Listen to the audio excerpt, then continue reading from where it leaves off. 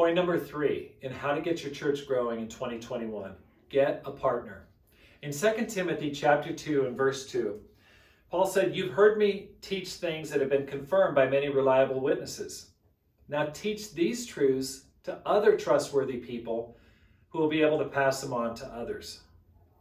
Paul wrote, listen, pass on what I've taught you. Our church, our family of churches is getting older. You might be in your 30s, 40s, 50s right now. And you've learned a lot. You've gone to so many conferences. You've heard so many lessons. Who are you passing that on to? You need to pass it on to younger people. You're a great person. You're a skilled person. But what if there were 2 people just like yourself in your same ministry? Wouldn't that make it super strong? For some of us in our small churches, it's just us. We're the most knowledgeable. We're the strongest. But what if you had 2 people just like yourself? Wouldn't that be awesome? When I planted my church in Ashland, Oregon, self-supporting, we had like 8 people. We grew from 2 to 8. I was really happy. And I said, we need to hire an intern. So we raised the money for a part-time salary for an intern. He didn't get paid very much. He lived in the church. But I hired him and I trained him. We'd spend every week together. He'd come over for dinner. We'd go together. I'd watch him preach. I'd give him a critique. And guess what? That guy became an evangelist. And he was awesome. And he helped our church take off and grow. Why? Because I had myself, plus I had another person that was a lot like me. You've got to pass on to someone in your church what you know so your church can get stronger. Pull them into your life and spend time with them. You know what younger people really want? They want friendships. They want an older mentor. But you can't do that just by having a half an hour time trying to show them a scripture. They need your life. They need to know you. They need to spend time with you. You know, I think in Tucson, that's what I'm really trying to do here is really pull people into my life. And so one thing I've started doing is, you know, every month I try to get away with these younger guys. And I've got 2 or 3, and we'll just go for a drive or we'll go camping overnight. But just if you can spend 24 hours with a person, you can get super close to that person. Or if you spend a whole evening together, you get close with that person.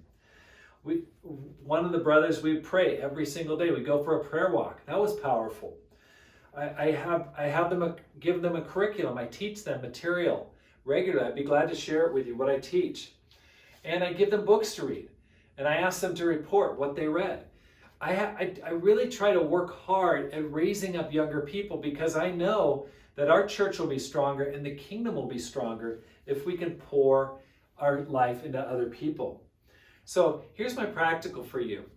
Number 1, select someone in your church that you can pour yourself into. And if you can't find someone in your church, try to hire them. You may not be able to pay much money. I understand small churches are self-supporting. Raise money.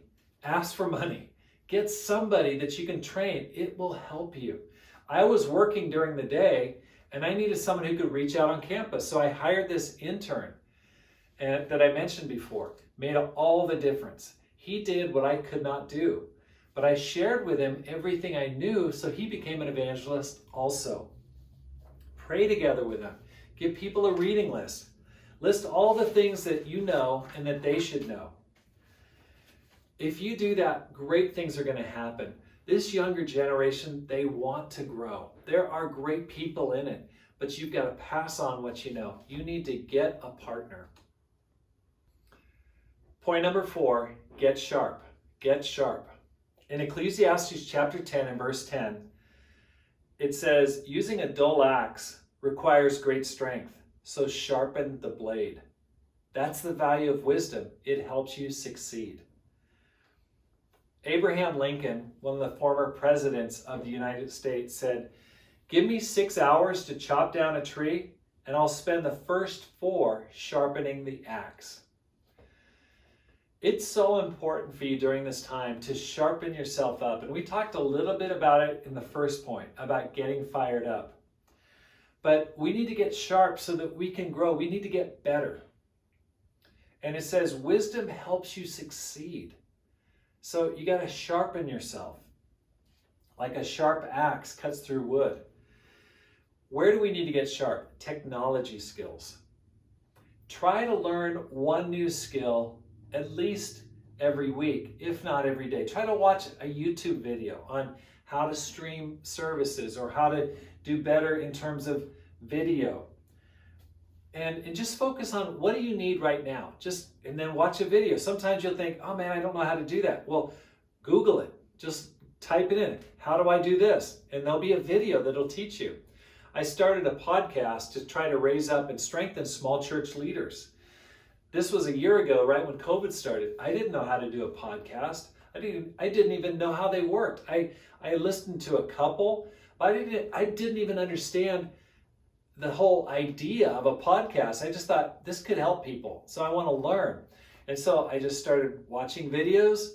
I just bought a little bit of equipment, and boom, before you knew it, I had it worked out. Now, it was frustrating initially, but I figured it out. You can figure it out. There's nothing you cannot master with the help of the one who gives you strength. Philippians 4:13.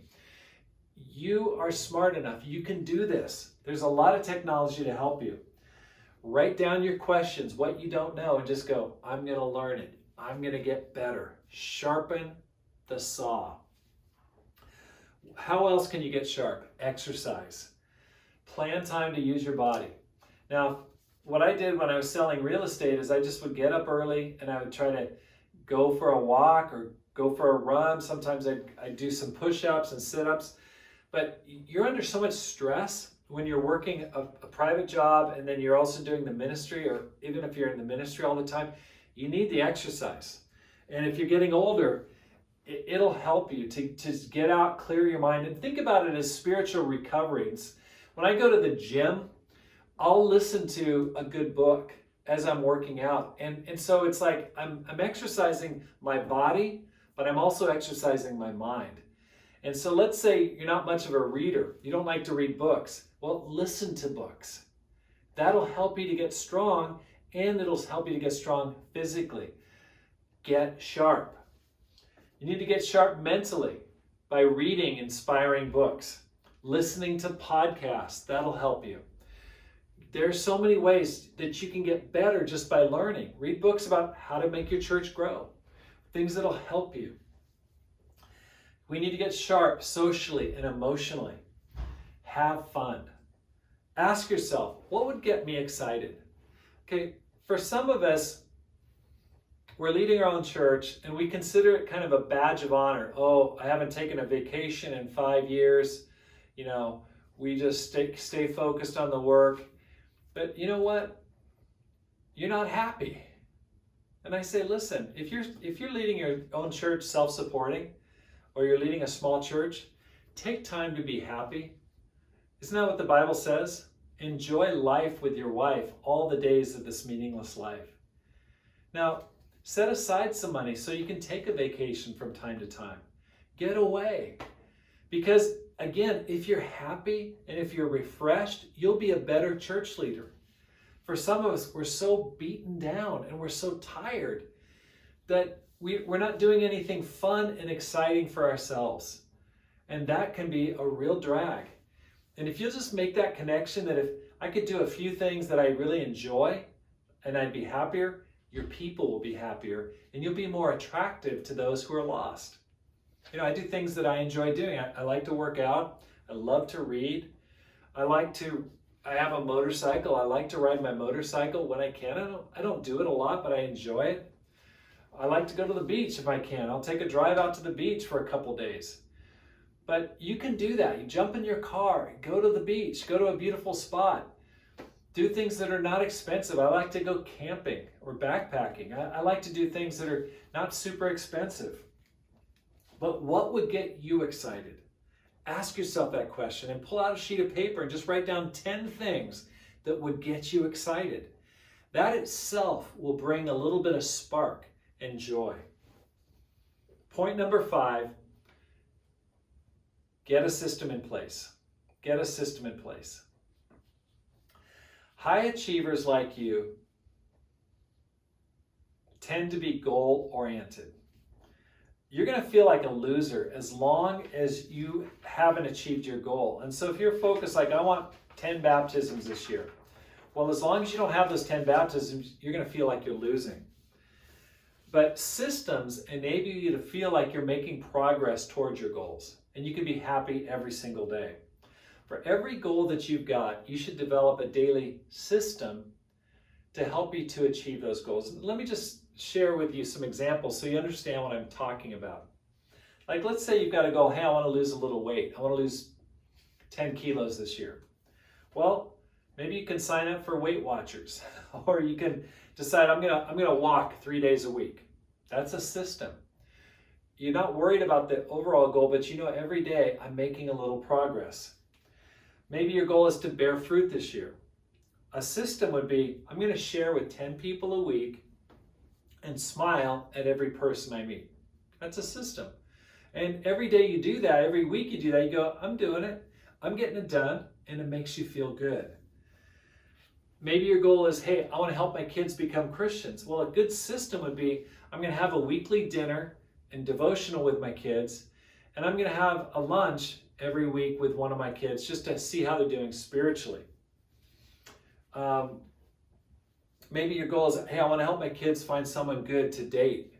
Well, maybe your system is, I'm going to call a friend every week and see if they know of anyone who's might be interested or someone to be good for my daughter or my son. What systems have worked for you in the past? I remember when I got my master's degree studying theology, I had to take my son. I was really busy. I was doing the ministry, but I had to take my son to a school. He was in first grade that was like 45 minutes away. It's so far away. This was in Japan. And it was just so long, like, oh my gosh, and I got to do my master's at the same time. So what I did was I said, okay, I'm going to drive him out there and I'm going to study while he's in school. And then I'll just drive back after he's done. So we'd get out there like at 8 and then we'd leave at like 2 in the afternoon. And then I'd do the ministry afterwards. And I would just sit in the library and focus. And man, I got it done because it was a system that worked to get the job done. Make sure your current life and work environment supports your goals, your priorities. You need to create a simple system for your most important objectives. And then track your progress on an accountability log. Am I doing well? Am I going after it every day? And reward yourself for following that system. I think this is very, very important for small churches that are stuck. Like, one of the most important systems you need to set up is a system to reach out to people. And what I've done in the past is I said, okay, for 90 days, I'm going to try to do 90 Bible studies. Now, this was when I was full-time, but it was a system. I said, I'm going to try to get into 90 studies in the next 90 days. And man, I just would go after it. If there's a study, I don't care who it was, I would get with them. And I had 90 appointments over those 90 days, and our church grew. But you've got to go, okay, what can I do? What system could I set up so that the things I really want, I'm starting to do them, working on them on a daily basis. So I want to leave you with this. This is a kind of a system for you that you could use part of it or all of it, but this is something that could help you to get your church growing right now. 10 ways to get your ministry to grow and enjoy yourself at the same time. Number 1, commit to a daily miracle morning. Commit to a daily miracle morning. What does that mean? 1 hour a day you commit to reading the Bible, reading a good book, prayer, and anything else that fires you up. That golden hour, that miracle morning, you don't have to do all those things, but what does help you to get fired up? Maybe for you it's taking a walk and praying outside. Maybe it's reading certain scriptures or memorizing scriptures. But set up an hour that you go, when you come out of it, you're like, yes, I'm fired up, I'm doing good. Everyone structures their quiet time differently, but structure yours to get fired up and to see miracles happen. Number 2, make a list of everyone you personally know who might be interested in studying the Bible. What I do is I just pull out 3x5 cards. And I just use these 3x5 cards And I write the people's names that I know. And then I call them and I follow up with them. And if they're not interested, I just throw the card away. That's what I do. And so recently I've just been doing that. I just write out these cards and God starts to answer. Like I was able to set up a Bible study last night with somebody that someone had called me and said, hey, can you reach out to this person? I called them right away, set up the dinner. We did a Bible study last night. But man, I just follow up. I keep track when I call them, when I text them. It's got to be deliberate. Number 3, make a goal to share your faith once a day for the next 90 days. Okay, I know that sounds really low. I know that sounds like, what, once a day? Okay, just start there. If you want to go higher, great. But for some of us, coming out of COVID, we haven't been sharing our faith at all, okay, even once a day. So challenge yourself, because once you start doing it, you'll go, oh, this is awesome. And it'll open up your eyes to what God can do. So share your faith and challenge your church to share their faith once a day moving forward. Number 4, use 3x5 cards to follow up with people. I just talked about that. Again, it really helps to use those 3x5 cards because you write down, then you pray over those people, and then if they're not open, you just throw it away. It really is helpful. Number 5, start a prayer group that meets regularly for the specific purpose to bear fruit. When I was in Tokyo, in Japan, there was a time when I had not been fruitful in a long time. And I just decided, okay, I need help. I need God's help and I need support. So I made an announcement at my church and I said, my ministry, I said, if anyone wants to join me, I want to pray to be fruitful. And if you want to, great. If you don't, no problem. I just want to do this. And so about 6 other people joined me. And in the next 6 months, we baptized 13 people. On one day, we had 2 couples get baptized on the same day. It was awesome. Why? Just because we prayed once a week for about an hour. It wasn't super fancy, but we did it consistently. And we just asked God to open the doors. You know, that's what I've been doing here in Tucson is I've been praying from 7 to 7:15 every single day. And I've just asked people to join me. And already I see God starting to surface open people. Do the same thing. Set up a prayer group. Doesn't have to be every day, but maybe once a week. But do something to call on God and call people to pray to Him. Number 6, start an online Bible talk. I started a Bible talk this year called How to Succeed Spiritually and Professionally.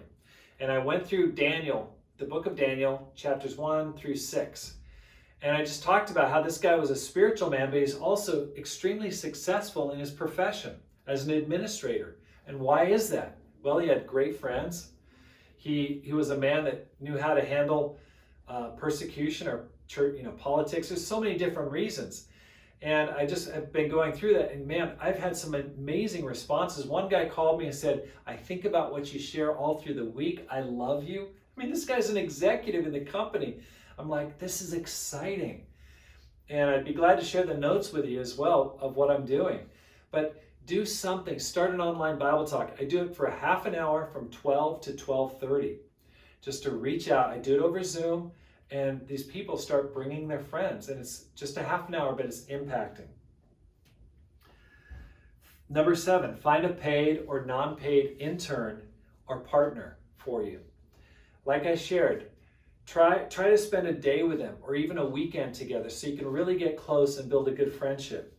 Pray with them, study the Bible with other people with them, and do life together. Pull these people into your life so that you can raise up someone like yourself for your ministry. And then give them feedback. Ask them to preach on a Sunday and tell them, hey, great job. Here's where you can grow. Just take notes and just go through. And it really helps them to become a powerful preacher. Number 8, to help your church grow, set up a short-term prayer and fasting chain for your ministry to grow. This is something I learned from my podcast, interviewing this couple in India. They hadn't had a baptism in like 2 years. And they started praying and fasting. They did it for 1 month, 2 months, 3 months, 4 months, 5 months, still no baptisms. In the 6th month, they had their first baptism. And then in the next 6 months, they had like 10 baptisms. And now they've got like more studies than they know what to do with. because they just started by praying and fasting. Get your church. If your church is 30 people, say, hey, let's fast for the next 30 days. And get them to sign up and just do a prayer and fasting chain, asking God to bless you. Number 9, preach an inspirational lesson to your people with the following outline. Number 1, where are we now? Guys, we're in trouble. We haven't had a baptism in a long time. This is a challenge. Some people have fallen away. Just be honest with them. Tell them the truth.